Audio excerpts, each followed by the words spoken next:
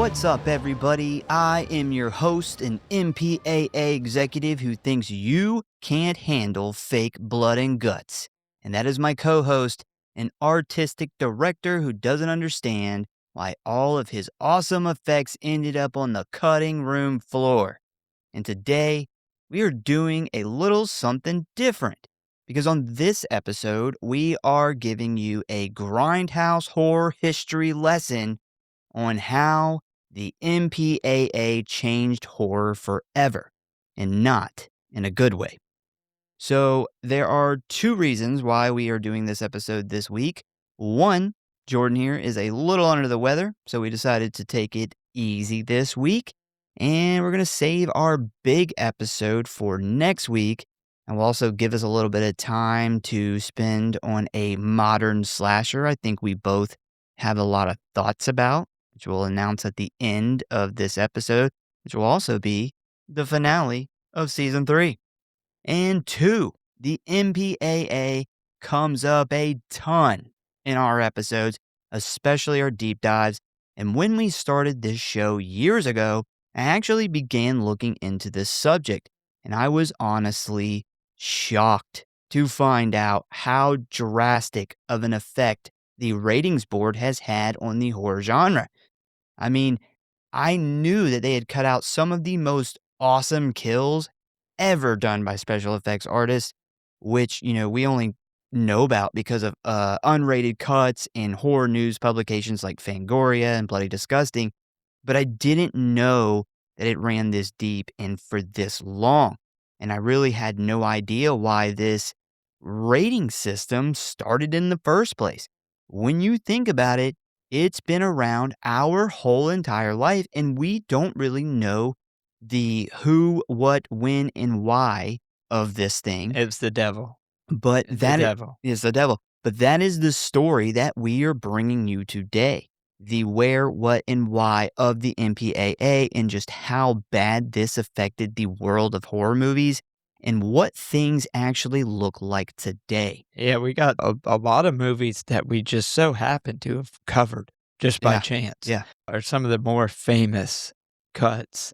But we also got some very recent news on one of those movies we'll get to later on in the episode, which is very much exciting at the possibility. Yeah. But also, we'll see where things go. We're gonna look at the whole history of this thing, how drastic of an effect it's had over like each decades, and then we're gonna talk about things now and what the future looks like. So take your seats because class is in session and the subject is horror history. So I got a serious question for you. Who do you dislike more? Studio executives or MPAA board members? The studio executives. You dislike them more. Yes, because they are the ones who Are pandering, essentially bowing down, kissing the ring. they are the one kissing the ring. And so I had this later on in the episode. I have a little list of movies that successfully fought back, but the first one ever to do it was Dawn of the Dead. Fuck yeah. And George A. Romero. he said they refused to remove a single fucking minute from that movie. Eat a dick. And it was played in major theaters across the country. So nothing forces these studio directors or studio execs to cut these movies. Money. It's all about money. Their fear of losing money to get the old X or the unrated. So, yeah. But I also hate the MPAA almost just as much. Almost equals, almost 50-50. It's like a 0.000 repeating one. Yeah. So, that very question was really at the heart of what would eventually become this episode. Because I started thinking about that very question one day, and it kind of got my gears in my head moving. So I actually looked up how the MPAA rates films. So according to the association themselves, they use a group called the Classification and Rating Administration, or CARA for short, which is a group of full-time board members of ordinary parents living in Los Angeles. and they watch the movie and they vote on a rating based on context, theme, violence, language, sexual content, and of course, drug use. The board has about 10 to 13 members who are anonymous, have no ties to the film industry, and must have children living at home at the time of board membership. All of the members watch the film together, judging the content of the film using blank ballots, where they then discuss the film until a majority vote determines the ratings, which is currently G, PG, PG 13, R, and NC 17, which we are going to learn about in this episode and how it was not always the case. We have not always had this many ratings. Wow, Now, that I have for one, that part is news to me yeah, of already learning stuff. 13 anonymous members sit around, and watch movies. They have to have kids at home. They judge the movies, and they make the final call. 13 smug bastards sitting in Hollywood, probably making millions of dollars. Yeah, full time.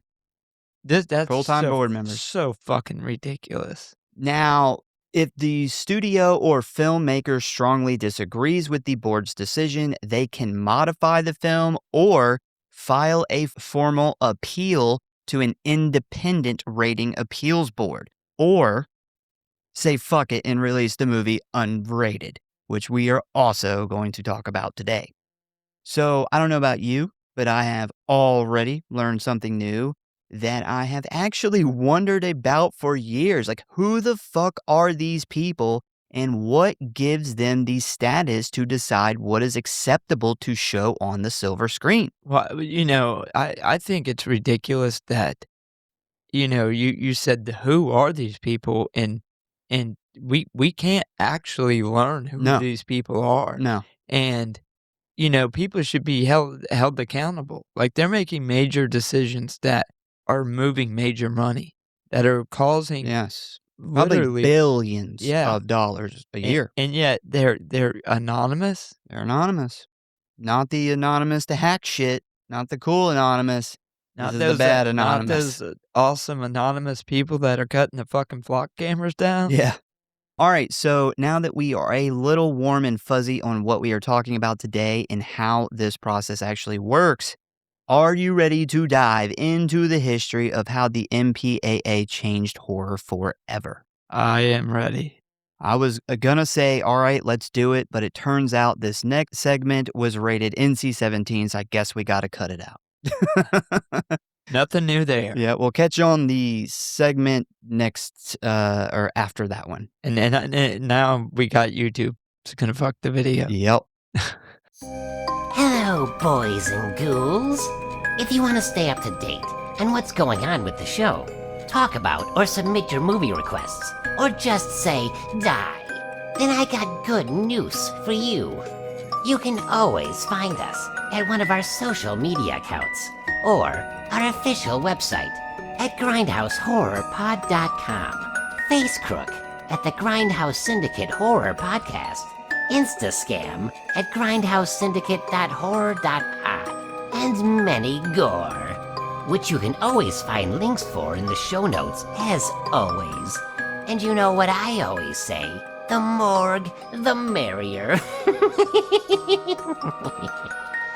So please subscribe or follow for alerts on new episodes. Now, back to the show, kiddies. Frights, camera, action.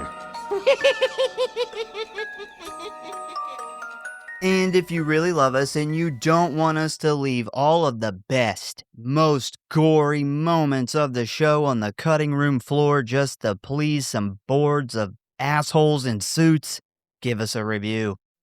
I will start this out by saying, we are not film historians. We do not work in the film industry. We are not claiming to know everything. We are just horror fans that just so happen to have a show where we talk about movies. So if we manage to get any kind of details about this industry and the MPAA wrong, just kindly let us know. Meaning, don't take all of the information in this episode like it's a college course on film history or anything. We are all here to just have some fun talking about movies and hopefully learn something we didn't know before while also talking a bunch of shit about the MPAA. And with that being said, class is in session. Now fuck that. All this shit's that this is on a test. We're This doing is a test afterwards. this is a fact. All right, so before we dive into this, I want to make something very clear. The story of the MPAA in horror is not just some boring Hollywood industry story. It is the story of a battle, a decades-long back and forth war between the people who make horror films and the people who decide what we, the public, are allowed to see. And like any good battle, it has heroes, villains, casualties, and moments where the whole thing almost went completely off the rails. And the horror genre, more than any other genre in the history of cinema, has felt the impact of that battle more deeply, more personally, and more consistently than anything else in Hollywood has ever produced. And we, the fans, are caught right in the middle of this tug of war between the artistic minds that create the films we love and the fucking MPAA. So with that being said, let's start at the beginning. Yeah, like you said, horror by far has caught. Like, I mean, what other genre would even come close? The romantic Yeah. comedy. Yeah. I mean, I feel Too like much kissing. this was, specifically pointed towards horror. All right, so chapter 1, the Hays Code. So to understand what the MPAA is and why it exists, you first have to understand what came before it. And what came before it was something called the Motion Picture Production Code, which most of you know as the Hays Code, which was named after the American politician William Harrison Hayes, who was the chairman of the Republican Party and was essentially appointed to the position of the U.S. Postmaster General from 1918 to 1921. And why would he resign from such a fancy position, you might ask? Well, he decided he wanted to become first chairman of the Motion Picture Production Code, which in short means he essentially became Hollywood's self-appointed moral guardian, which would eventually be called the Hays Code. And the Hays Code was exactly what it sounds like. A very specific, very detailed list of things that were absolutely not allowed to appear in American films. We are talking no excessive violence, no nudity, no sexual content, no portrayal of crime in a positive light, no interracial relationships, and of course, no criticism of religion. Basically, if it made any goody two-shoes apple pie eating American uncomfortable, it was a no-go. Now, the Hays Code was not technically a government law. As a matter of fact, this was something Hollywood enforced on itself, largely because they were terrified that if they didn't tone things down themselves after pressure from politicians, the government would step in and do it for them, which is a theme that is going to keep coming up throughout this entire story. So for about 30 years, the Hays Code worked, or at least it kept a lid on things for some time. But despite this, filmmakers did find creative ways around it, opting to use symbolism and suggestions to get their ideas across without technically violating the rules. But by the late 1950s and early 1960s, the whole thing was starting to fall apart. And the reason why is because foreign films were starting to pop up in American theaters, and they played by a completely different set of rules. So this is really the first time we're seeing a open challenge to the Hays Code. Oh, you're seeing people are going out and watching these movies that have things that are apparently, banned in this code, and there's a lot of money in that. When people are going and seeing these foreign movies instead of seeing, whatever production company put out that released it Yeah. on the same week, that starts making some rumblings. Yeah. So, directors like Alfred Hitchcock were pushing the boundaries of what was acceptable in ways the code simply could not contain. And audiences who were getting more sophisticated and more demanding were starting to want something that the sanitized, morally righteous Hollywood films were just not able to give them. And this makes sense because the world can be a harsh place. There are terrible things that happen every single day. And this version of Hollywood wants to pretend that everything is, Jesus and rainbows. But that's not true, and everybody knew it. And the amazing thing about films, which we've talked about a lot on this show, is how they connect with people and how they allow your imagination to put you in this completely different, exciting world for a little bit. And that gets really muted for a lot of people when they're forced to watch this sanitized, happy-go-lucky bullshit. Yeah. Yeah. The Little House on the Prairie, the super Christian white household that nobody curses and, that's not the real Leave it world. to Beaver. Yeah, Yeah. it's not the real world, and the government, clearly with the Hays Code started trying to push only that, Yes. Yeah. and yeah, clearly people got tired of it. Yep. So, anyway, by the mid 1960s, people's minds started to really open up, which leads to the Hays Code essentially dying out. Because at this point, nobody was really enforcing it anymore, and Hollywood was left with a massive problem. Because without any kind of content regulation, anybody could put anything on the silver screen. And the government, which had been circling this issue for decades, was starting to play around with the idea of stepping in with some kind of legal censorship. Of course, the government. Yep. That's just what we need. Yeah. The government is having more say-so over stuff that is not government issues. And that is what is going to take us into our next chapter, Chapter 2, 1968, The Birth of the Rating System. So there is a big-time misconception that the first ever unrated film to play in major theaters was Night of the Living Dead. And it's interesting, I wanna put it right in between these two because Night of the Living Dead snuck in literally right before the introduction Yeah. of the MPAA. We talked about that And actually in the episode, yeah. literally as the Hays Code had died, they got in right before, and it was George A. Romero, and I already mentioned Dawn of the Dead, Yeah.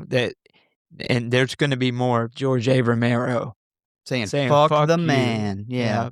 So in 1968, a man named Jack Valenti, who was the head of the MPAA at the time, came up with a solution that would hopefully keep the government out of Hollywood. Instead of telling filmmakers what they could or could not put in their movies, what if you just told audiences what was in the movies beforehand and then let them decide for themselves? And this is how the modern rating system was born. So on November 1st, 1968, the MPAA introduced 4 ratings: G for general audiences, M for mature audiences, which suggested parental guidance, R for restricted, meaning nobody under 16 without a parent or guardian, and X, which was for adults only. And on paper, this was genuinely a good idea. Instead of censoring films, you were informing audiences what to expect before they bought a ticket. Meaning, if you didn't want to see murder, crime, or sex, just don't go see the film, Which is, on paper, a good idea. Yeah, I thought so too. If I was sitting here, the idea of, being able to warn people ahead of time and let them make the decision on their own, fantastic. Yep. But that goes back to your question, who do I hate more, the studio execs or the MPAA? And I don't think the MPAA had initially a bad idea, but with that X rating, studio execs obviously wanted to make money. Well, we are about to get into that very problem. But that is exactly why I said that question is really the heart of this episode, because that is the question that popped up in my mind, which really began this episode. So in turn, this would allow filmmakers to make whatever they wanted without censorship. Problem solved, right? Except it didn't quite work out like that, especially for horror. So let's talk about the X rating problem. So here is where things get complicated pretty much immediately. The X rating, as it was originally conceived, was not meant to be a scarlet letter on a film. It was simply the rating for adult content that was not appropriate for minors. What does the X sound like to you, though? Well, it sounds like what it eventually gets tied to. Sounds like porn. Triple X, yes. Who the fuck is gonna go take their family to watch fucking porn? Yeah, well, we're about to talk about how that was like joined at the hip with horror. So serious, legitimate films like A Clockwork Orange and Midnight Cowboy, which actually won the Academy Award for Best Picture in 1970, were originally rated X. And these were not pornographic films. They were challenging adult, serious films that happened to contain content that was not suitable for children. But the MPAA made one catastrophic mistake when they created the dreaded X rating, which is they didn't trademark it. And that was really the beginning of what would affect horror pretty much from this point to now. You know, Well, not to now, till the 90s. I just had a huge epiphany. Ty West named X X, and they were making a porn during the movie. In 19, was it like... It takes place in the early 70s. Yeah, it's like 1968 to 1972, somewhere in there. Where they're making a porn. Exactly. And it is extremely graphic. And it never hit me as to why he named that movie X until just now. Yeah, this was around that time, around 1970 when this rating came out. So there probably is almost certainly a correlation between that film, the title of that film, and the time period in which this takes place. Oh, yes. But with it being extremely gory and they're making a porn, like that is definitely, especially knowing how Ty West does his movies and how historically accurate and just an extremely smart director, I feel like that was a little nod. Could be, yeah. I agree. Little history nod back to the old X rating. Which was our first episode. It actually wasn't the first one we recorded, but it was the first one we released. Oh, man, we need to redo that. I agree. But yeah, they didn't trademark it, which meant that anyone could slap an X rating onto their film without submitting it to the MPAA. Huge fuck up. And the exploding 1970s pornography industry immediately figured this out and used this to their advantage by marketing their films like Deep Throat as X-rated, and almost overnight, the X rating went from meaning adult content to meaning porn in the public's mind. Okay, so porn took over X. Yes. So my thought process was the MPAA really shit the bed when they did not put those two correlations together, which essentially created a suicide on that rating. Yes. For any movie. Mm-hmm. But no, it was the other way around. It was the porn industry actually stole X from MPAA's rating because X. It made it look like it had went through the MPAA. Yeah. They didn't want to put it through the MPAA. They couldn't. Yeah. It's funny because, I've been working this episode for a long time, and I actually have in my notes here, Ty West touches on this a little bit in this awesome film titled X from 2022, which is actually our first episode. Literally from probably 5 weeks ago, this note is in there. I wish that all of those, like the big time 70s boom in porno, literally made those 13 people sit and watch every one of those porns. Oh, man. And give it an actual X rating. Yeah.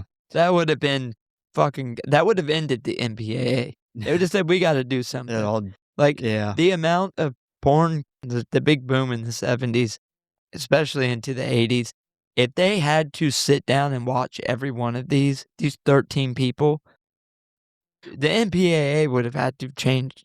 They would have had to add more people. Well, you gotta think too, so this is the '70s, so this is all probably shot, well, at least most of it's probably shot on 16 millimeter. I Yeah. definitely don't think they're shooting porn on 35 Playing millimeter. yeah, playing in, XXX theaters, Yeah. and I could imagine these 13, like, super Christian uptight people with kids Mhm. in the house having to watch Bush Slashers fucking volume 3. Yeah, that The terrible fake the porno from, American Werewolf in London. Oh They god, shot that yeah. whole fake porn. So this was obviously a disaster for horror because horror films pushed the boundaries. They were the movies that genuinely challenged the social norm while also being artistically serious, but at the same time contained extreme violence. And because of the new MPAA system, they were suddenly being lumped in with the pornography industry simply because they earned the same X rating, which led to no major theater and newspaper wanting anything to do with X rated films. Essentially, the rating in itself had become box office poison for any legitimate filmmaker who received it. Well, let me ask you this. Do you think if the porn industry had not done that, and it was never any X, like XXX did not exist, do you think that it would have changed things? Or do you think things would have eventually ended up the same? Well, Because I think my personal opinion is I think money would have eventually overcame. I I think that if the MPAA could have foreseen any kind of problem here and trademarked the X rating, I think it could have changed things at that time, but I think we would have ultimately still ended up where we are. Yeah, that I agree. Yeah. So now we are heading into chapter 3, the late 1970s, horror fights back. So by the late 1970s, horror filmmakers were in a constant battle with the MPAA just to get their movies in front of audiences. And the franchise that felt this the most right from the very beginning was Friday the 13th. So the original Friday the 13th, which came out in 1980, is a perfect example when discussing this subject. Tom Savini spent weeks creating some of the most realistic and technically impressive practical gore effects ever put on screen. An arrow through the throat, an axe in the face, some good old-fashioned decapitation. And then the MPAA got a hold of it, and the original cut came back with the dreaded X rating. All of these effects were built by hand, shot frame by frame, with the kind of craftsmanship that should have been celebrated by the industry, not censored and treated as the black sheep. And after the MPAA handed it back with that X, Paramount, which was distributing the film, went back in and cut it down, trimming down the kill sequences, eliminating a lot of the gore, and submitting it again and again and again, going back and forth with the MPAA multiple times before finally landing on an R rating that everyone could live with. And what got lost in that process were seconds and sometimes even entire minutes of footage that Savini and his team had poured enormous amounts of time and skill into creating. Footage that in many cases has never been fully recovered and may be lost forever. And this was not a one-time thing. This was every single Friday the 13th film. Every single one of them went through the same brutal back and forth with the MPAA over effects and gore. By the time Friday the 13th Part 7, The New Blood, came out in 1988, the cuts were so severe that the film that actually made it into theaters was but a shadow of what the director intended. The director at the time was one of the most talented practical effects artists in the business and had created some of the most spectacular kills in the entire franchise. And most of them ended up on the cutting room floor thanks to the MPAA. And it was not just Friday the 13th. The original Nightmare on Elm Street had to make many cuts to secure its R rating. Halloween 5 was submitted to the MPAA and came back with an X rating despite being genuinely tame by the standards of the franchise. The Evil Dead, Sam Raimi's debut film, went through multiple rejections before finally getting an R rating. Dawn of the Dead, which George Romero considered his masterpiece, received an X rating, and Romero was so unwilling to chop the movie up that he released it unrated rather than compromise the film, which is fucking awesome, but also very risky considering it cost the film significant theatrical distribution, and when it comes to the business of Hollywood, profit is king. Yeah, and I think that this was the first one because of George Romero and the success of the Night of the Living Dead. I don't know if a studio would have let any other director do this at the time. And we would go on to see many other horror movies say fuck the MPAA and they lost their ass. They lost shit tons of money. But there was some other really, really good movies that actually had a lot of success. Reanimator. Oh, God, yeah. Yep. Coming soon. That's all I'm going to say about Wow. Reanimator. Coming soon. Texas Chainsaw Massacre 2, and then George Romero again on Day of the Dead. Hell yeah. George Romero, at this point in his career, was like, he was the guy who was like, fuck the MPAA. They are not going to change my artistic vision. And I wish things could be different. That was going to be my question. You think had every director done that, it would have changed I things? don't even think it needed to be every director. I think if we could have gotten at least 40% of the people who are making this, the Hollywood and the MPAA are nothing without these people. And if we could have had enough people stand, side by side with Romero saying, fuck no, we're not changing our artistic idea that we have here. What so many people spent so much time and effort making, we are not changing it. If we could have just had more Romeros, I think that things would be different now. This is very different than them, not the porno industry not taking over the X rating. That is, I don't think would change a whole lot now, but what Romero did could have. Well, I think Sean Cunningham, they bowed down for the original, but the massive success of Friday the 13th, had Sean Cunningham jumped on that train, and the Friday the 13th franchise, which in my opinion was hit the hardest of any franchise ever. Yeah. Him, some Wes Craven, Toby Hooper, and obviously these aren't all studio, like Sean Cunningham's producer. He makes that call. Wes Craven's not. He's a director. Yeah. But he has the power to, when a studio wants him to essentially make those demands. Had enough of those guys got together, I think we'd be looking at a different landscape. I agree. I definitely agree. So Romero may have made a decision that left money on the table, but he did it to preserve his vision of the film entirely. A vision that, because of him not willing to back down, we still get to enjoy till this day.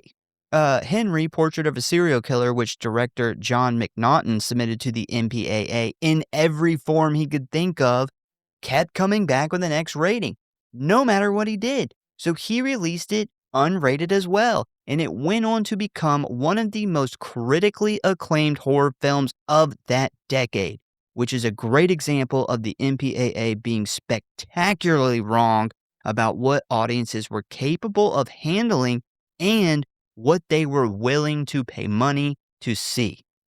So the next important year that we are going to talk about is 1984. So Chapter 4, 1984, the year everything changed.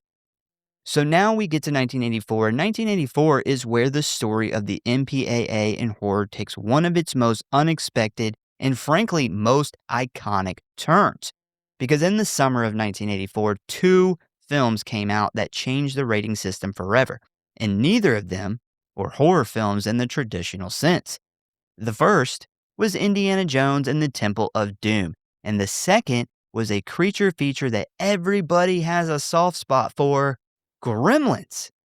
Now, both of these films were rated PG, which at the time meant parental guidance suggested, a rating that most parents understood to mean relatively safe for kids, with maybe a couple of moments that younger children might find upsetting.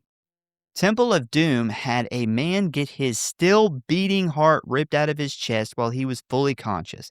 Child slavery, scenes of torture and ritual sacrifice that are genuinely disturbing for a lot of people, and believe it or not, it was rated PG. Gremlins was marketed with heavy emphasis on the adorable little gizmo and sold to parents as essentially this cute animal movie. And it had a scene where a woman puts a gremlin in a microwave and blows it up. It also showed another gremlin get shoved into a blender and liquefied. And you guessed it, it was also rated PG. Well, that makes me wonder, and it goes back to the thought of the MPAA specifically targeting horror, because there's no way these 13 people sat down and watched this movie. Either one of those two movies. Well, I think that They probably said, well, it's going to be a wine and cheese night. This is a Indiana Jones movie, not a horror movie. I think that they did watch it, but I think what would happen was, oh, it's not horror. Let's let our guards down. If anytime something was considered a horror movie or labeled a horror movie, they instantly already were holding it to a way higher standard. Yeah, there is one horror movie where I can feel like slipped a little bit through the cracks, and I think what comes to mind is The Exorcist, and there's some scenes in The Exorcist that's like, holy shit, how did that not get, X rating? And that's a good point. I think it was religion. It's good and evil. It's true. These are Christian, I think you're uptight probably right. Christian people that see a movie of good and evil where good ultimately overcomes, if you see it that way. But I think there was a huge bias there. I mean, you have a scene with a teenage girl stabbing herself in the crucifix in the privates. Yeah. Yeah, I think that you're right, because if you can get enough people to see The Exorcist at that time, it might scare people into going to church more or staying away from heavy metal music. Don't listen to Black Sabbath. Don't wear black T-shirts and smoke cigarettes, because this could be you. And it worked. And The Exorcist literally was known for, like, it was. I mean, it was. There was every news station was doing a story on it, interviewing people outside, lines around the block. Yeah. It worked. So, yeah, both these films are rated PG, despite what's in them, and needless to say, parents lost their fucking minds over this, leading to complaints to just flood in, and Steven Spielberg, who had directed Temple of Doom and executive produced Gremlins, found himself at the center of a massive public controversy about what PG actually meant. And to his enormous credit, rather than defending himself, Spielberg went directly to the MPAA and said this rating system needs a new category, proposing something between PG and R that accounts for films that are intense and scary, but not quite R-rated material. And on July 1st of 1984, the PG-13 rating was finally added to the rating system, and the very first film to receive it was Red Dawn, released in August of that very year. Now, you might be thinking, what does PG-13 have to do with horror?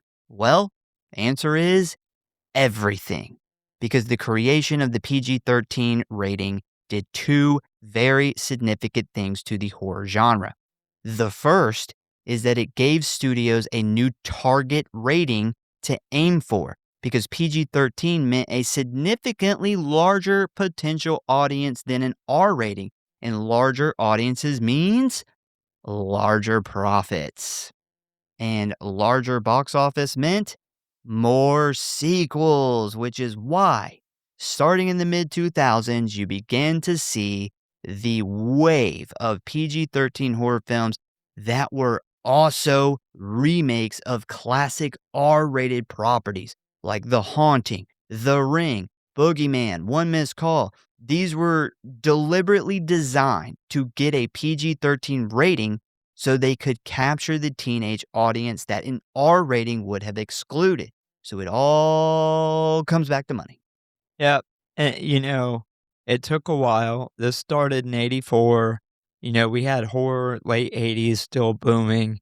Into the '90s, things moved towards a lot less because the studios and money moved to a lot more horror comedy.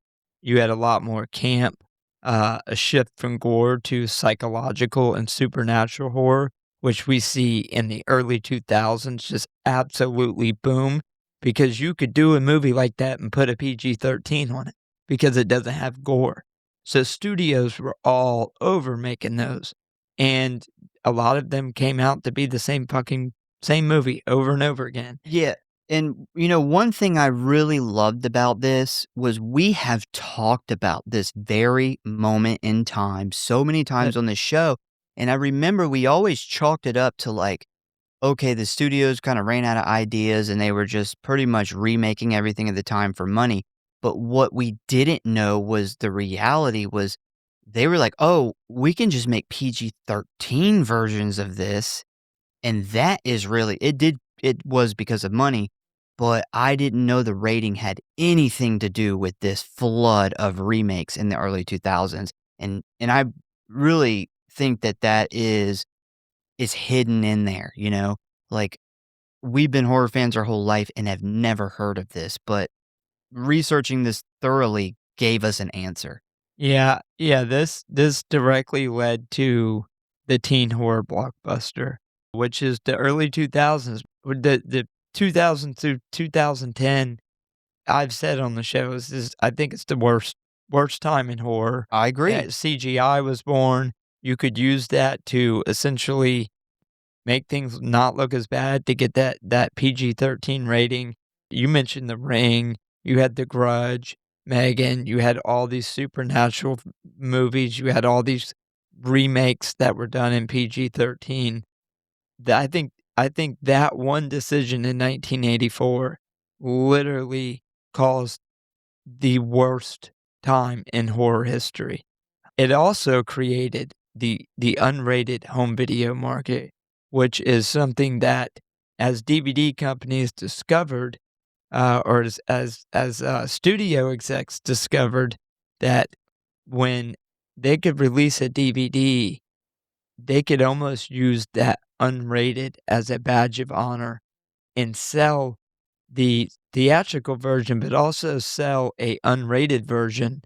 And the people who were fans of films obviously, ran out and grabbed that unrated version. This is a And specific horror genre thing, too. yeah, and it also ended up leading to a lot of the growth of the independent things that we're seeing now that I think is a direct result of the shit that we've seen in the fucking early 2000s. People like A24 saying, "Hey, we're gonna let a director make the movie they wanna make and release it how they want."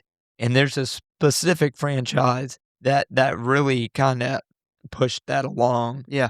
but, we'll get into that more later. Yeah, how many times have we covered a movie that came out in this time span, like a remake or something, and then we basically looked at each other and was like, "Wow, I remember liking this movie so much more when we were kids, and now watching it as a film years and years and years later and being a lot more knowledgeable in movies and filmmaking, we're like, wow, that kinda sucked." And it makes sense now because it was designed for a kid, for a 13 and up kid, and it really shined to us at that time. A really good example is, like, 13 Ghosts. We've talked about that. And that's not even PG-13. but the PG-13 success pushed studios to shaped it. make movies that looked like that. Yeah, shaped those movies. House on Haunted Hill, I can't remember if it's rated R. I actually think it's PG-13, but I could be wrong. But the whole point is, like, it literally it wasn't just the PG-13 movies, it was the success of them that caused greedy studios to push the entire genre Yes. in this direction. Even the R-rated movies look and feel like PG-13 movies. Yes. 13 Ghosts is a great example of that. Mhm. You know, I loved it when I was younger. It has awesome looking the ghosts look amazing. Yeah. It's definitely a rated R movie, but it feels like one of those PG-13 early 2000s movies. Like, it does. This really cracked open so many questions that we've had on these episodes of what the fuck happened around this time. And we have an answer, and that's awesome. And it all goes back to 1984. Yes. And it's crazy how long that it really took. Like, the late 80s, horror was still booming. You got into the 90s. There was a you storm start- a-coming, though. Yeah, you started seeing things change a lot in the 90s. But by the early 2000s, it had completely shifted. Yeah. So the second thing that it did was it drew a much cleaner line around what R-rated horror was allowed to be. Because now that PG-13 existed, the MPAA had a clearer sense of where the middle ground was, which actually made them more aggressive about what qualified for an R rating versus what still crossed the line into X rating territory. Because you got to remember, even though we are way far away from the original X rating, it still exists at this time.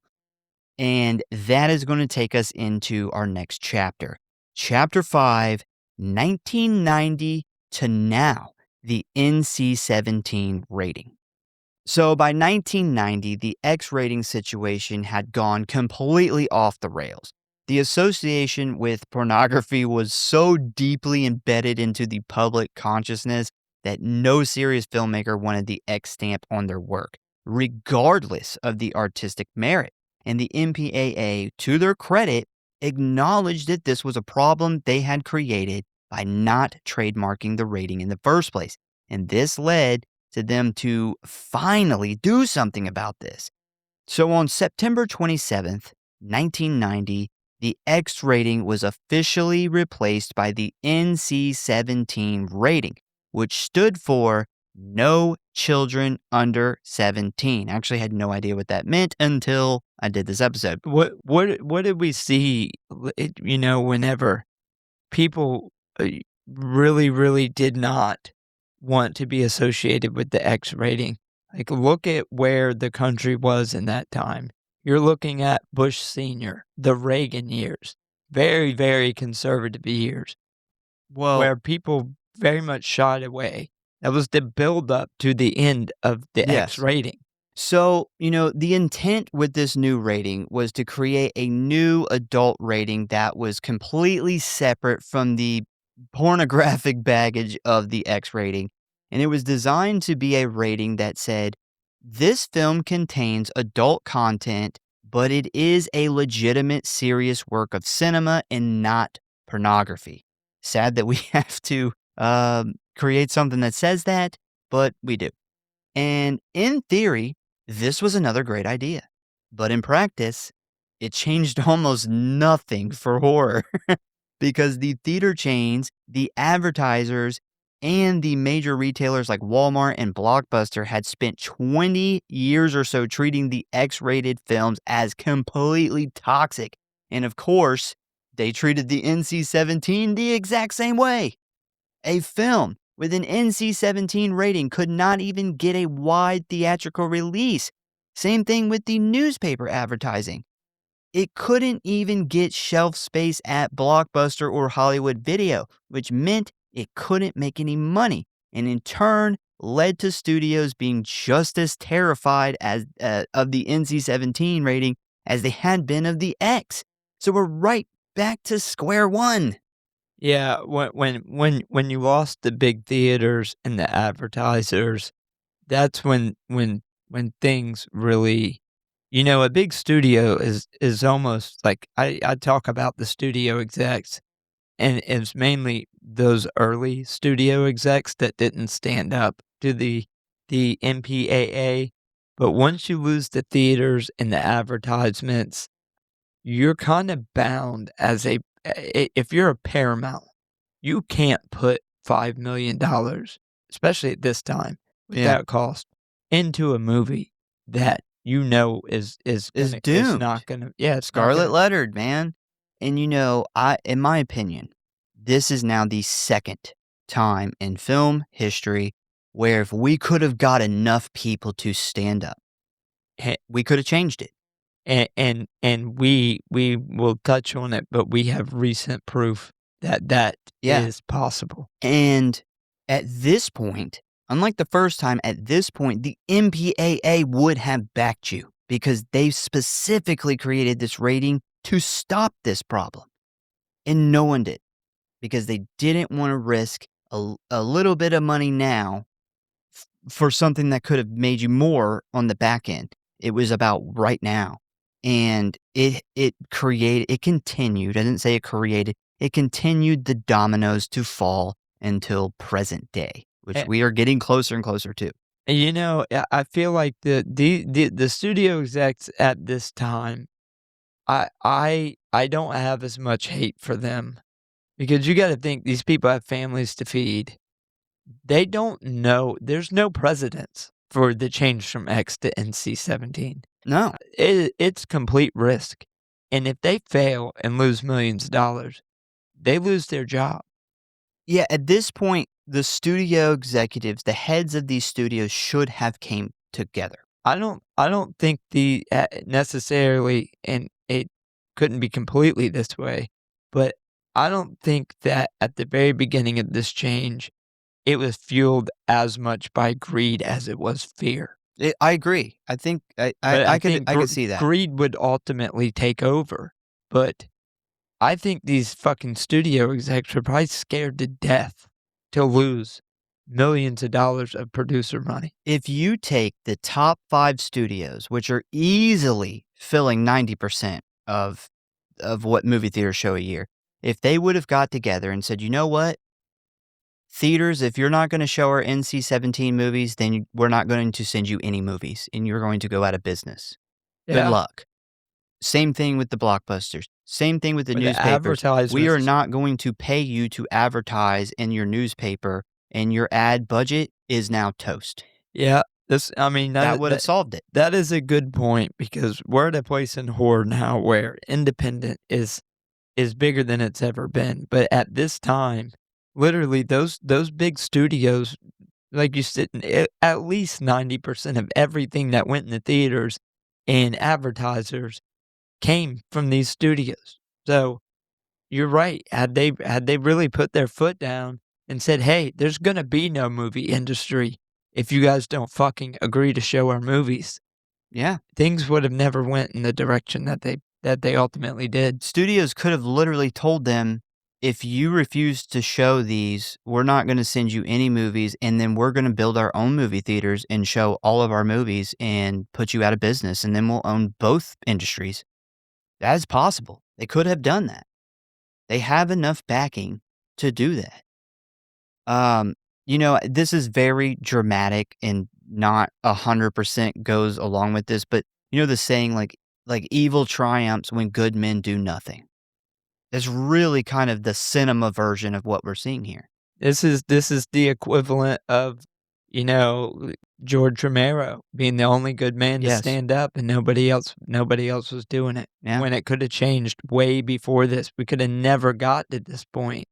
So we had multiple chances to save where horror would ultimately go, which is in its darkest days. But you made a point where the big time studios could have said, "We'll build our own theaters and we will essentially own both sides of it." Yeah. Where what negative effects would have came from that? It's untelling. When greed takes over, if they have a monopoly on the industry, does horror even exist anymore? Well, the root of the problem, and the only way you're going to create a solution that doesn't just create another problem is, getting to the root, which is censorship.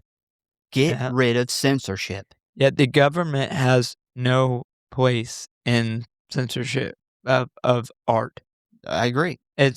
When it comes to art, you have literally, like, women half naked and rap videos and shit, like, stuff that I don't want my fucking daughters to see playing on the TV now, like, but yet you still have censorship in a horror movie. Yeah.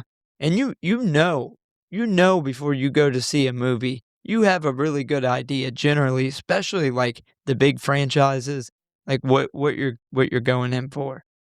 I just don't get the the government's censorship. Obsession. I mean, like, when with the music industry, it's so much more lax. It What wasn't at with one point, what but with it has gotten now. with every other type of art, I feel like did not go through the censorship that movies went through.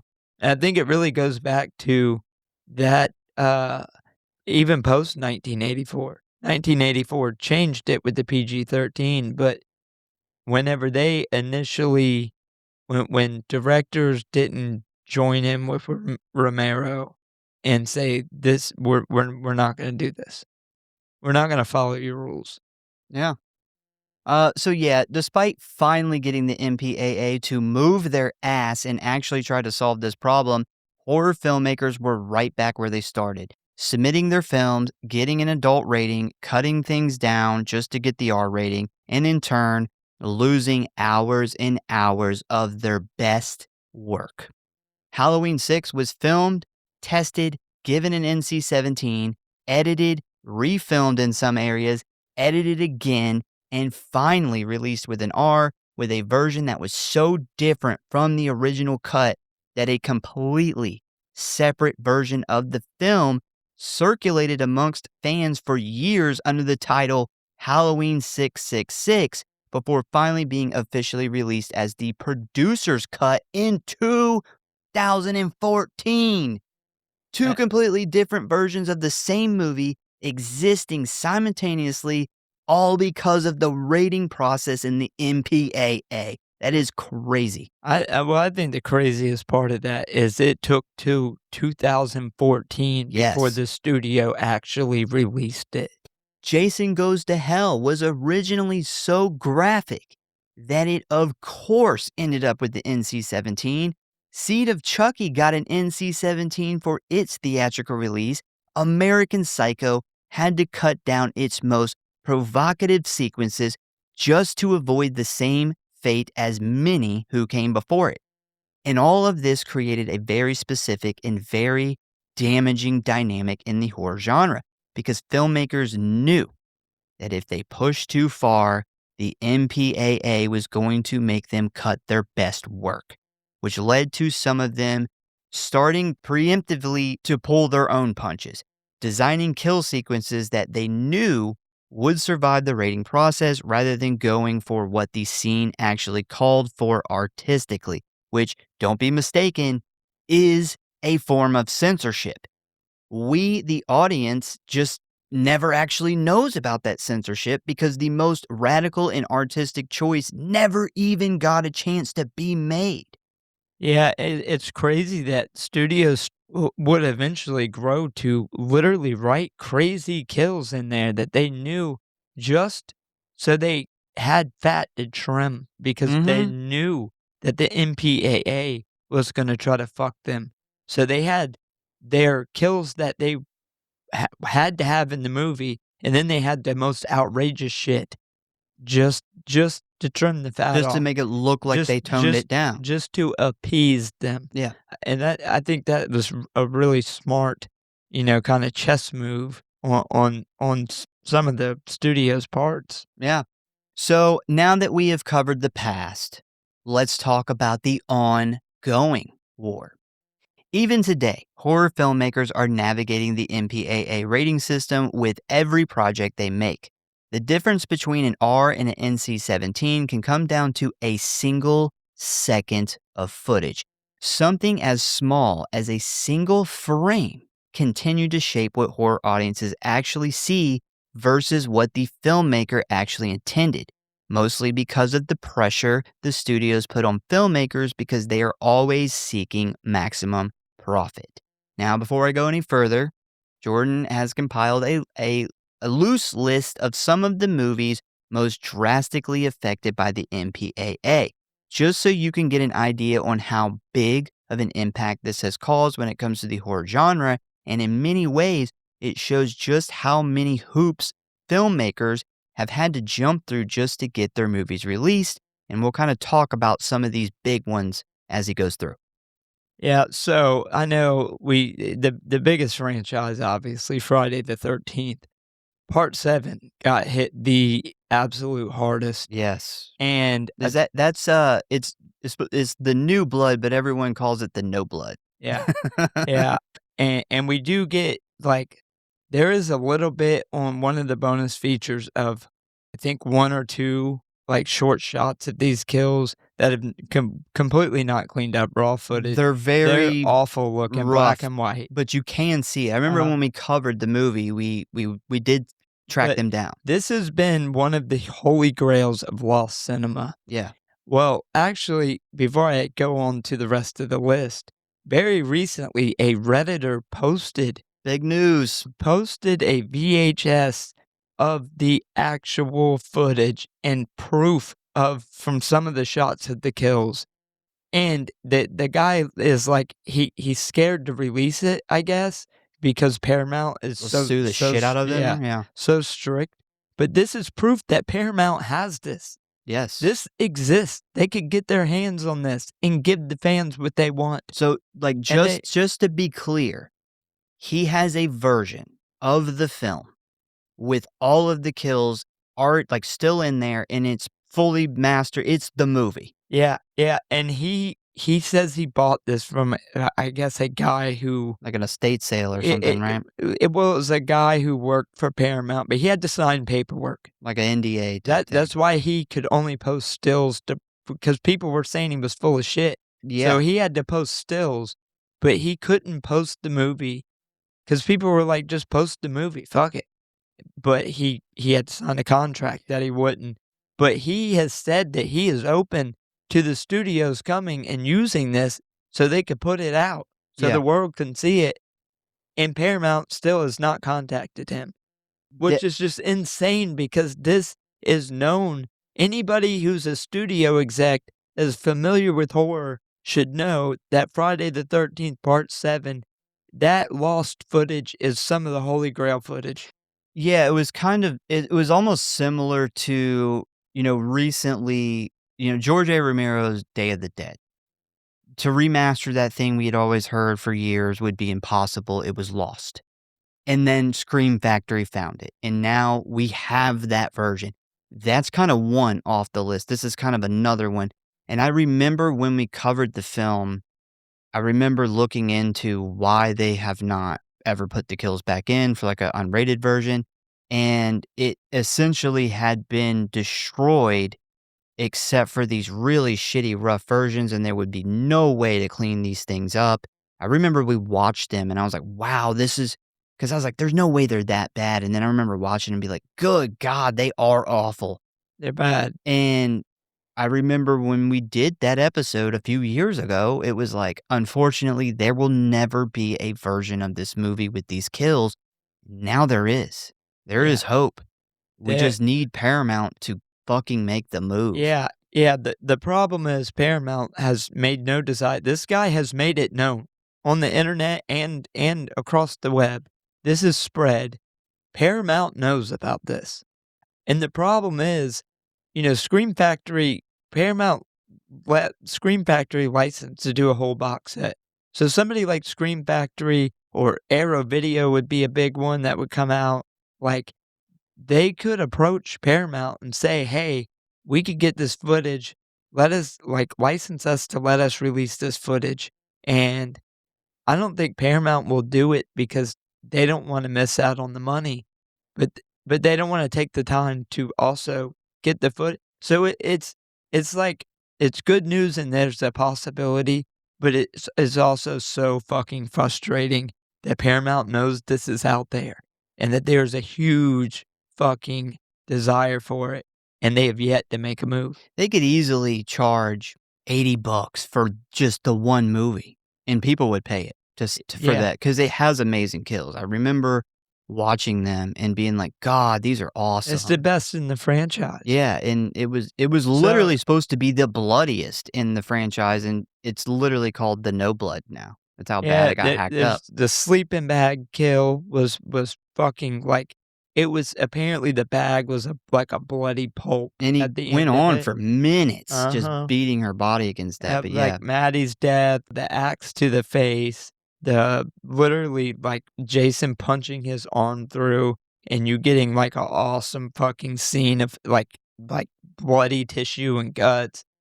Like that was the coolest Jason ever looked. Yeah. Um, that was the height of the The franchise, in my director opinion, is a and special effects artist. Can't remember his name right for it now, to but have the best kills and it to be held from us is just mind-blowing to me.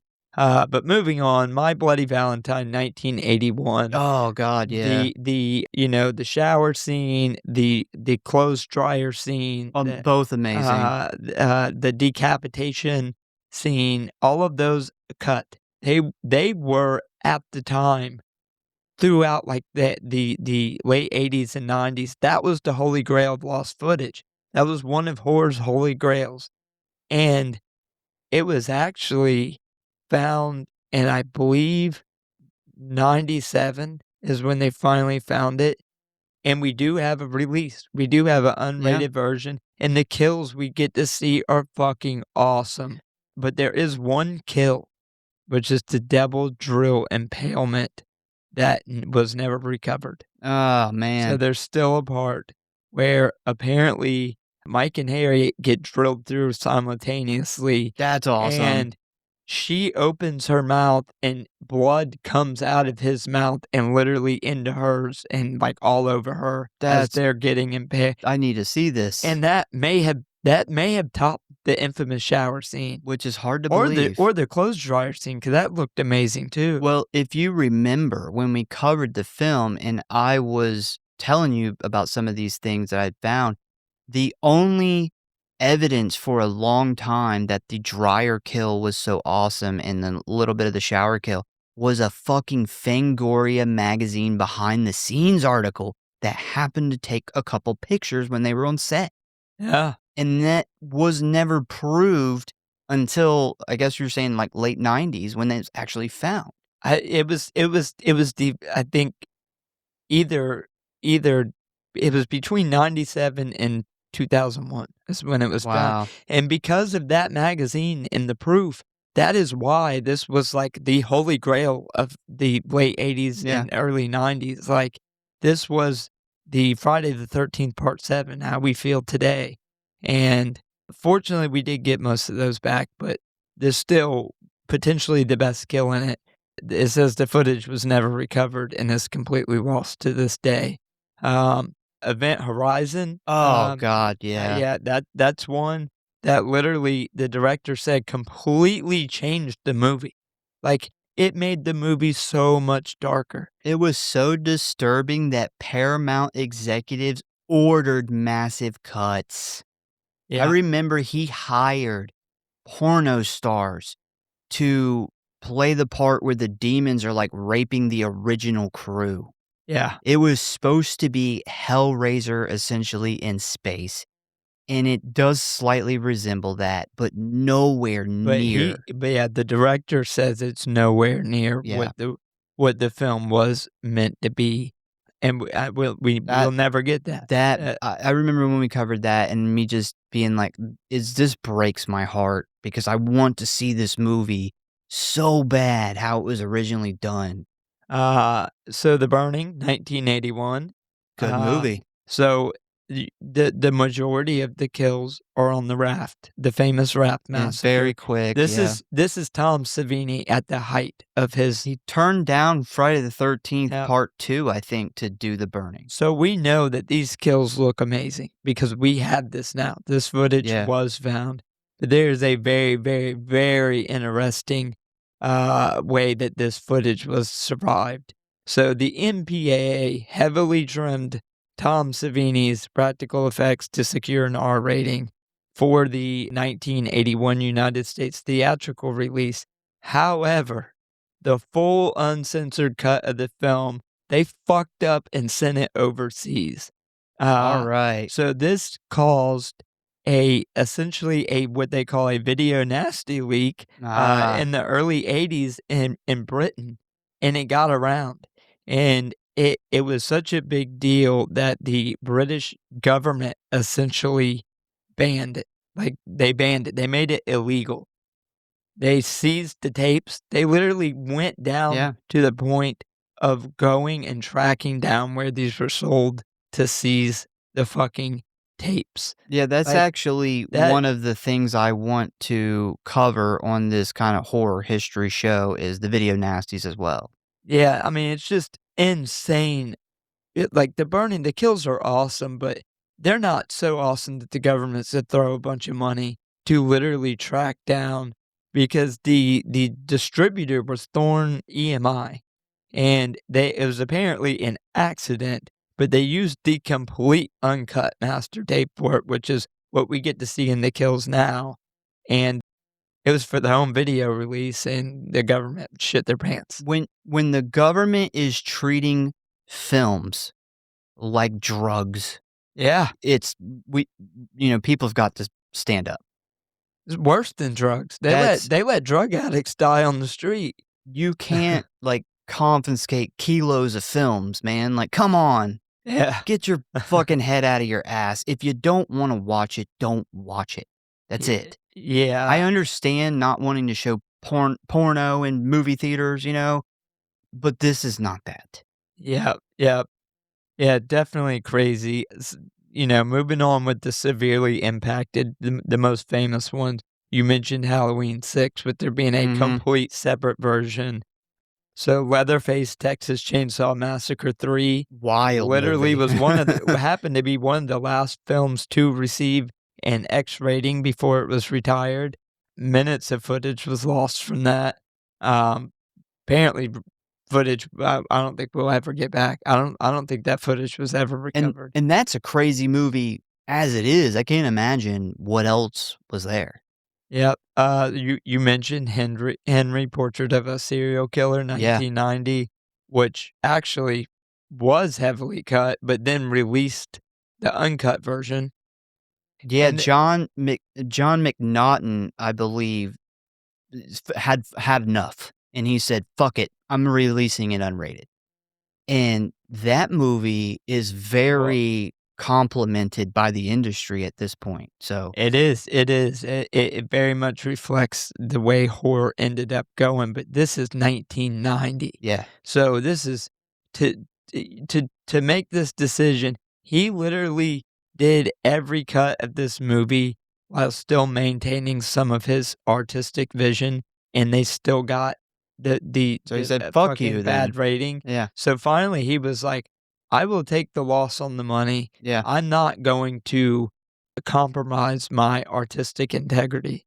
And fucking amen to him for that. Yeah, and this is 1990, the same year Tom Savini's Night of the Living Dead comes out, and we know because we just recently got the unrated version with the kills put back in, you couldn't show a zombie getting his head blown off. Yeah. Give me a break. And what's crazy about that is George Romero, every movie that he had done up until that point, he had said, fuck the MPAA. And he heavily produced Tom Savini's Night of the Living Dead. And I'm very surprised that he didn't put up more of a fight. Well, if you remember, there was a lot more, there was other producers and studios in the mix of that. He actually... There was also a lot of problems with him changing Savini's kill. Like, Yeah. he wanted more of the say-so and Tom Savini to have less of the say so. So Probably there was a just lot of problems probably going just on. it wasn't his movie. Yeah, So, exactly. and I remember they only did it so they could own the copyright and recoup some of the money they originally lost. So he probably did want to go for maximum profit and not so much, because that's really the only reason they remade it. Yeah. And then we have movies that are famous for significant cuts made. Scream, 1996. Literally 8 versions of this movie was submitted to the MPAA Wow. before they accepted it. The fucking head of Dimension Films literally had to personally contact the association to get the edited version released with an R.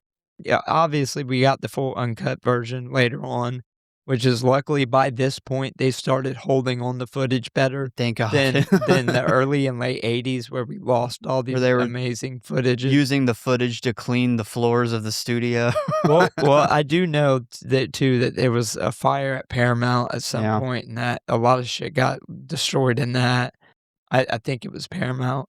Yeah, Um, it was. But yeah, Evil Dead, rated X in the United States, but it was heavily edited in the UK, not to mention outright fucking banned in several countries. Crazy. Luckily, Evil Dead 2 avoided the same fate by being distributed unrated through a pseudo company. Yes, Yeah. yeah. They had to get like a pseudo anonymous company to do the distribution just because they knew this was going to be a problem. They had already planned a kind of side road. Yep. We have A Nightmare on Elm Street, 1984. Had to make cuts to secure its R rating, meaning Wes Craven's original film was compromised right from the very first fucking film. And it's very interesting. I want to talk about this franchise because one of the biggest things that was essentially started changing after the 1984 PG-13 change was we started seeing a lot more comedy and horror. Oh, good point. And you Yeah. look at the end, the later movies. The first Nightmare on Elm Street by far this is This the is the darkest, the scariest.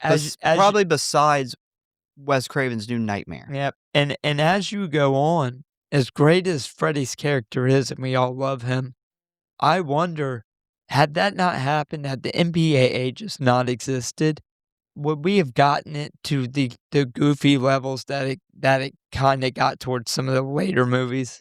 Good point. I think it would, but probably not to the point that it got. Like Yeah. Freddy's Dead is kind of ridiculous. Because we're literally we're getting heavily by that point by Freddy's Dead as comedy is huge in horror. It's more than the horror. Yeah. Yeah, by a lot. Which fucking bothers the shit out of me, we've talked about this on the show. But I think that the Nightmare on Elm Street, we talk about the first, but I think that entire franchise was heavily changed by this, Wes Craven's experiences on the first movie. Then we got Saw 2004. That was originally hit with the NC-17. Everybody knows the famous bear trap scene involving Amanda. That was heavily censored along with several other grisly visuals before it finally got its fucking golden R rating. Yeah, I wonder if there is a scene where we actually get to see the fucking bear trap go off on somebody, because I'm thinking back, and the only time we ever seen it go off was they had it on like a mannequin head.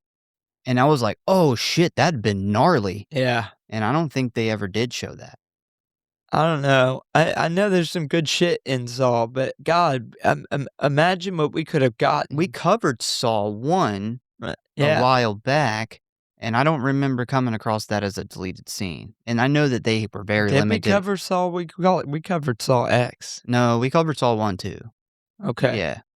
It's But been a lot of episodes. it's almost been 150, which something big's coming for 150.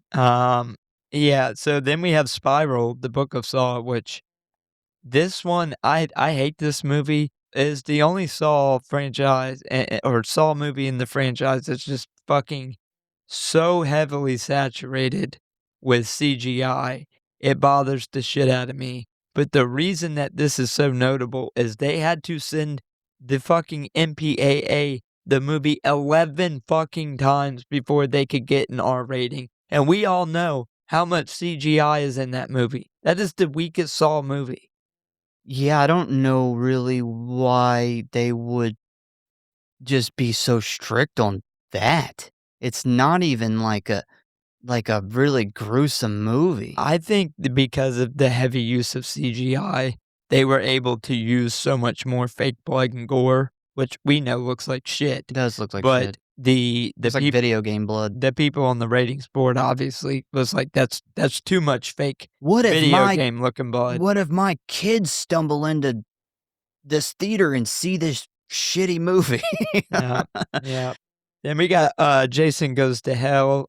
You talked a little bit about that. Yeah. Well, Overdrive. hold on. I do want to touch on Jason Goes to Hell. So I'm pretty sure we've mentioned it a few times. One of our least favorite, if not the least favorite, Friday the 13th Hate of it. both of us. I wonder, though, if we would like it better with the original version. Like, I still wouldn't like the fact that Jason's not in it, but if it had enough good effects in it, I would at least appreciate that. I would appreciate better effects, yes, but the story was awful. The story was awful. The story was I fucking know so. Arrow came out. Was it Arrow came out with the version recently? Do you know if they added any of the scenes that were cut? I am not aware. I remember that being heavily covered and watching videos on that release. It was a big deal because it was the first 4K release. I don't think that there was any of the cuts I'll have to look into added that. into that. And then finally we got Maximum Overdrive. Wow. You know, our favorite killer truck movie. Oh god, it's Um, the best killer truck movie Yep. ever. And the best killer machine gun with a mind of its own movie. Yeah, so get this, the original was so gruesome, reportedly, that it made George Romero sick. I The need to man see this. the man himself who literally said, "Fuck the MPAA," put all these gore, had Tom Savini fucking doing Yeah. effects, it made that man sick. This is coked up fucking Stephen King And doing like AC/DC. what could have made that movie better? Extreme gore. That movie. Because that movie, from what I remember when we covered it, that movie was supposed to be a horror movie. Yes. It was a lot more of a horror movie. And I think it was the MPAA that absolutely ripped it down. Well, the studio ripped it down because of the MPAA. But these things were shot. They were supposed to be in the movie. Like, a studio does not pay for the original cut, all It's a the lot of all this money. stuff to be filmed, all these practical effects, if they never planned on it being released. So the MPAA obviously hit this so hard, the studio had to re-edit the movie to make it more of a kind of comedy horror. Yeah. If I die and I find myself in heaven and they're like, "Hey, you can do whatever you want. You got unlimited time. It's heaven." One of the first things I'm doing is I need to see the original version of Maximum Overdrive right now. No, I agree, and it makes me wonder because there's not a lot of gore in that movie at all. I fucking love that movie, Very though. little gore. I love it. It's an awesome movie, but very little gore. It makes me wonder if the MPAA said, "Oh shit, Stephen King's first movie, the notorious horror fucking novelist. Yeah. We could only imagine what he's gonna come up with." And then they got all this gory shit, and they said they were gonna tear it apart. Yeah, I actually read a couple years ago Wes Craven's autobiography, and he did touch on that a lot. I think it was Scream, where he said basically what had happened after Last House on the Left was anytime his or Cunningham's name was attached to a movie, the MPAA was already prepared to just fucking edit the shit out of it.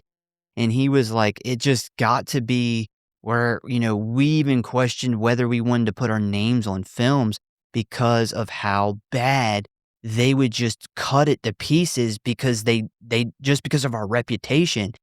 And I think that was one of the big reasons they had such a problem with Scream. And Wes Craven, if I remember correctly, personally, like, overdid some of Scream's kills Yeah, just yeah. so they could be chopped up. Yeah, that is, like, when they were starting And this is to, like, 1995 by this point. they were starting to play chess over checkers. Yeah. And, write in kills that weren't meant to be in the movie just to appease the fucking MPAA. Same thing with Sean Cunningham. Yeah, just a little quick thing on Maximum Overdrive before we move on. I can only imagine how even more amazing the killer drink machine scene is just like shooting cans of soda through children's bodies, I and we just didn't get to see it. I hope one day there's A version, yeah. there's aliens take me to another Earth where that got released and I can sit and enjoy it. Yep. And then bring me back. Maybe I don't know. Yeah. Let me have a family and it would take me somewhere better. All right, so time to move on. The good news is, thanks to things like the home video revolution and later the streaming era, we have been given unprecedented access to the uncut versions of films that were so drastically cut up by the rating process. Not to mention filmmakers like Damien Leone, who opted to skip the MPAA rating entirely and release his films Terrifier 1, 2, and 3 completely unrated and uncut, which made massive profits in theaters all over the country, which thankfully started a trend in horror where filmmakers and effects artists didn't have to be confined to what the ratings boards or studios considered safe for audiences, meaning their films could 100% be their versions without the MPAA or studios making changes that would alter their original vision, which is something we have talked about a ton, not just on our main show, but also like our, Patreon, the horror news series. It's come up on that. Yeah. The whole Terrifier 2, when it hit theaters, changed so much. So Terrifier 2 was, if I remember right, was limited in major theaters. Originally, yes. And it did so good, and there was such a huge demand for 3. Not only did they have to do a re-release in the theaters, but then 3 was in all major theaters. And that is proof that when people get together and, there's that much money on the line, these major theaters will suck it the fuck up. And that has completely changed the Yeah. landscape of horror. We see independent film at its highest it's ever been in horror. We do a top 10 every year at the end of the year. Yep. And I think for the past 2 years, 7, if not more, of my top 10 are Indie independent movies. films. Yeah. And it's these independent films now. The big theaters have seen the power of them, and they're getting after their runs on the smaller circuit, they're getting big releases in big theaters, and I think Terrifier had a big part of that. If I remember right, Damien Leone didn't just say, like, fuck the normal process. Like, he didn't even go to a studio. He found Phil Falcone to essentially produce the movie, and they created a production company under it. That's why the first one they said they dealt with hardly any problems with, how the fucking, the movie people send people on set to fuck with them. You remember we covered 2. He said it was completely different. Oh, from yeah, shooting with Terrifier 1. it was with the Actors Guild. They were yeah. they were saying the blood's bad, it's testing this and that, Yeah. and it was like every day they were trying to shut down shooting. Because he wouldn't sell the rights to studios. Yeah. But it took that and that turned into 2, which turned into a full theater release for 3, and it showed what independent horror can be Popcorn buckets and all, dude. on a gore level. Like, we had A24 letting independent filmmakers make movies like The Witch, which did really good, Hereditary, amazing movies, but nothing with insane gore. And this was stuff that the theaters would normally not let in. And Terrifier changed that. Yeah, his character dresses as Santa, as a mall Santa, and then blows up a bunch of children. Dude, And it's in every theater in the United States. the opening scene is him coming in on Christmas morning and butchering a family. slaughtering a family and a child.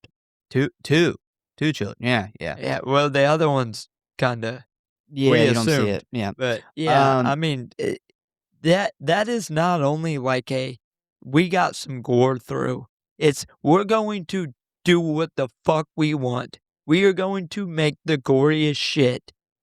And we have such a following in the horror community that they are going to let us show our movie no matter what we put in here because money talks. Yeah, whether you like the Terrifier films or not, you at least have to respect that they are essentially a big middle finger to the big Hollywood studios and the MPAA. Yeah. So companies like Scream Factory and Arrow Video's releases of classic horror films have restored deleted scenes and uncut kills that some fans have never seen in their original form. This 4K release of Ticks, which is one of my personal favorite movies, and a movie we have covered on this very show, included restored footage cut by the MPAA that had never been seen in the US before. So in some ways, the MPAA's grip on horror has loosened significantly in the last 20 years. You can actually watch the uncut version of almost any movie now, that is, if you know where to look. But the damage that was done to certain films in the editing room during the height of the rating wars is unfortunately permanent. The footage from some of those Friday the 13th cuts is gone forever. The versions of those films that Tom Savini and all of those other incredible practical effects artists actually made will never be seen in their original form. And that is the real legacy of the MPAA's relationship with horror. Not just the films that were changed, but the films that were diminished in many ways. And it wasn't just the films that suffered. It was also the artists whose best work ended up on the cutting room floor because a board of people decided that what they created was more than audiences were able to handle. And last but not least, us, the audience, suffered right along with the artists that helped make these films. We as a society trusted a room full of people to decide what we could and could not handle. And unfortunately, we all paid the price for that decision. And that is the end of how the MPAA changed horror forever. As a great shout out to Heretic. This goes to censorship, but what is the ultimate religion? Control. Control. Yep. That is our history on how the MPAA changed horror forever. I hope that you learned something and you enjoyed this little Grindhouse horror history lesson. I've been kind of wanted to do these for a while where we can not just talk about that movie, but we could talk about the industry as a whole and really inform not just ourselves. I learned a ton of stuff from this. But also inform the people that listen to this show, because ultimately that was our original goal when we started this, was to not dunk on movies, not do a comedy podcast, to inform people about the shit that we love. Yeah. And that is really the core of the Grindhouse Syndicate. And we really hope that you kind of like this first run at it. I thought with just how many times this comes up in our deep dive episodes, we might as well touch on how this came to be, the damage it has caused, and what the current state of filmmaking is when it comes to the rating system and how it affects all of us horror fans. Whether you like zombies, slashers, creature features, or elevated horror, it doesn't really matter, because at the end of the day, we all have a passion for filmmaking and we are all in it together. We should be united on this. Yeah, I mean, there is good things that have come out of this. I wish I could go back and change it, but you mentioned the from gore to, like, psychological horror movies, and this ultimately led to the rise of independent film.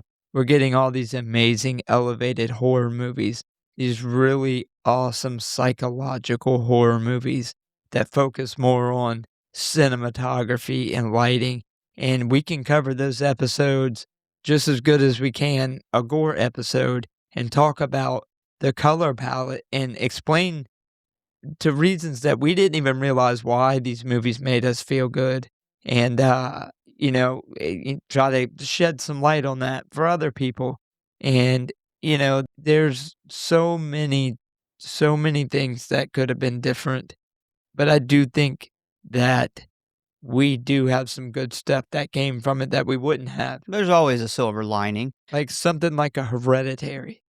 Would we have ever gotten that? Yeah, who knows? A big part of this episode, like I said, was, to inform people, learning. But the other part of it, I like to see it as a call to action. This is where we as a people have got to push back Yeah, man, control. because It's it it's seems like we're comes heading down another road of censorship. it comes down to control. And I didn't know the extent of what the MPAA did. And when I learned it, I wanted to share that information because I'm sure there's a lot of people listening to the show that don't know the damage that was done. And now that you know, we can now know what we need to stop. Yep, And that's the other half of this episode. and all I can say is thank God for, like, Arrow and Vinegar Syndrome, Scream Factory, because we have gotten, probably at this point, if we added it all up, hours of lost footage Yeah. from gore kills, and there still is the Holy Grail ones, the ones that are lost, the Part 7s, the what was the My Bloody Valentine. They're just up until recently, Day of the Dead, they just now finally got that. Yeah. They got the actual fucking original camera negative of that and was able to release that. So there's some of these we might still get, and that's what I was talking about earlier when I talked about it shaping the home market industry and the unrated, and then being able to put these, go back and find these things that were taken out and give them back to the community. Yeah, we need to support our indie filmmakers. We need to support our filmmakers who are saying, fuck the censorship, I'm going to make what I want. We need to support our boutique Blu-ray labels that are giving us stuff that was cut out. We need to support the other creators that are speaking out against this. We just got to come together as a group, as a bunch of horror fans, and put our foot down. But yeah, if you like these episodes, let us know. Let us know if you have a subject you want covered on this kind of Grindhouse horror history thing.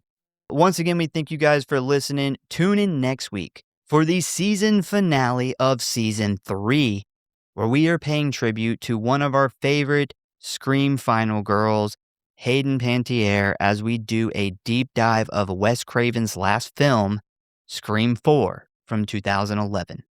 Please give us a follow or like if you enjoyed the show. Check out the website and check out our socials.